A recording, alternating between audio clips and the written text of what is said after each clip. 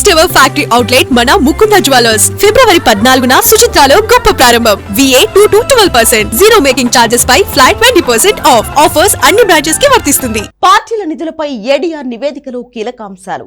2023-24లో బీజేపీకి ఏకంగా 4,340.47 కోట్లు, 2,211.69 కోట్లు ఖర్చు చేసిన కాషాయ పార్టీ. కాంగ్రెస్ పార్టీకి 1,225.12 కోట్ల రూపాయల విరాళాలు, 83.69% నిధులను ఖర్చు చేసిన హస్తం.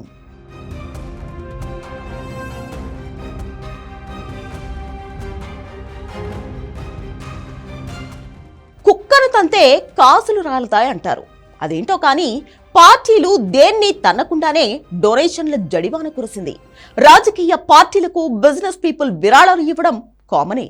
ఇక ఎన్నికల ఏడాదిలో అయితే కాస్త ఎక్కువే వస్తాయి. అధికారంలో ఉన్న పార్టీలకే అందులో మేజర్ వాటా దక్కుతోంది. 75% నిధులు కాషాయ పార్టీ ఖాతాలోకి చేరాయి. 2023-24 ఆర్థిక సంవత్సరంలో ఆదాయ ఆర్జనలో కమలం పార్టీ టాప్ లేపింది. దేశంలోని 6 జాతీయ పార్టీలకు 5,820.91 కోట్ల ఆదాయం వస్తే అందులో 74.567% కమలం పార్టీ ఖాతాలోకి వెళ్లినట్లు ప్రజాస్వామ్య సంస్కరణ సంఘం తెలిపింది. కేంద్రంలోని అధికార బీజేపీ ఎప్పట్లాగే ఏకంగా 4,340.47 కోట్ల ఆదాయంతో నంబర్ 1గా నిలిచింది. భారత్లోని 6 జాతీయ పార్టీల మొత్తం ఆదాయంలో 74.57%కి సమానమైన ఆదాయం ఒక్క బీజేపీకే వచ్చింది. మొత్తం జాతీయ పార్టీల ఆదాయంలో బీజేపీ కాంగ్రెస్లకే 96% మేర దక్కింది. కాషాయ దళం తమ ఆదాయంలో 50.96% అంటే 2,211.69 కోట్ల నిధులనే ఖర్చు చేసింది. 2,211.69 కోట్లలో 79.31% ఎన్నికలు, ప్రచారం కోసం, 15.81% పరిపాలన అవసరాల కోసం, 3.32% సిబ్బంది జీతభత్యాలకు వెళ్లింది.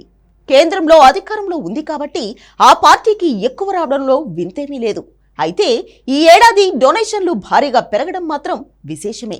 ఈ ఏడాది బీజేపీకి ఏకంగా 4,340.47 కోట్ల రూపాయల ఆదాయం వచ్చింది. గతేడాదితో పోల్చితే కమలానికి డొనేషన్ల కాసులు ఊహించని విధంగా వచ్చిపడ్డాయి. ఇక సెకండ్ ప్లేస్ లో జాతీయ పార్టీ కాంగ్రెస్ పార్టీ నిలిచింది. కాంగ్రెస్ పార్టీకి 1,225.12 కోట్ల రూపాయల ఆదాయం వస్తే ఇందులో 83.69% అంటే 1,025.25 కోట్లు ఖర్చు పెట్టింది. గతంలో కేసీఆర్ నేతృత్వంలోని బీఆర్ఎస్ దేశంలో అత్యధిక విరాళాలు పొందిన రెండో పార్టీగా నిలిచింది. ఆ పార్టీకి 580 కోట్ల డొనేషన్లు అందాయి. తాజాగా కాంగ్రెస్ పార్టీ స్థానాన్ని భర్తీ చేసింది. సిపిఎంకు 167 కోట్లు, బీఎస్పీకి 64 కోట్లు, ఆమ్ ఆద్మీ పార్టీకి 22.68 కోట్లు వచ్చాయి.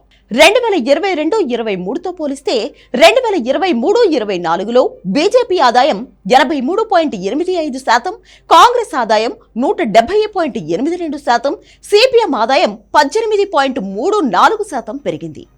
కాంగ్రెస్ పార్టీ అత్యధికంగా 619.67 కోట్లను పాలనా వ్యవహారాలు, సాధారణ ఖర్చుల కోసం 340.70 కోట్లను వెచ్చించింది.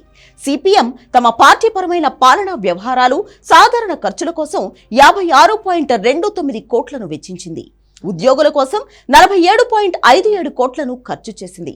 సమాచార హక్కు చట్టం ద్వారా ఏడీఆర్ సంస్థ ఎన్నికల బాండ్ల వివరాలు ఇవ్వాలని స్టేట్ బ్యాంక్ ఇండియాను కోరింది. దీంతో 2023-24 ఆర్థిక సంవత్సరంలో వివిధ రాజకీయ పార్టీలు ఎన్నికల బాండ్ల ద్వారా వచ్చిన 4,507.56 కోట్ల విరాళాలను నగదుగా మార్చుకున్నాయి. ఇందులో అత్యధికంగా 2,524.13 కోట్లను జాతీయ పార్టీలే విత్డ్రా చేసుకున్నాయి.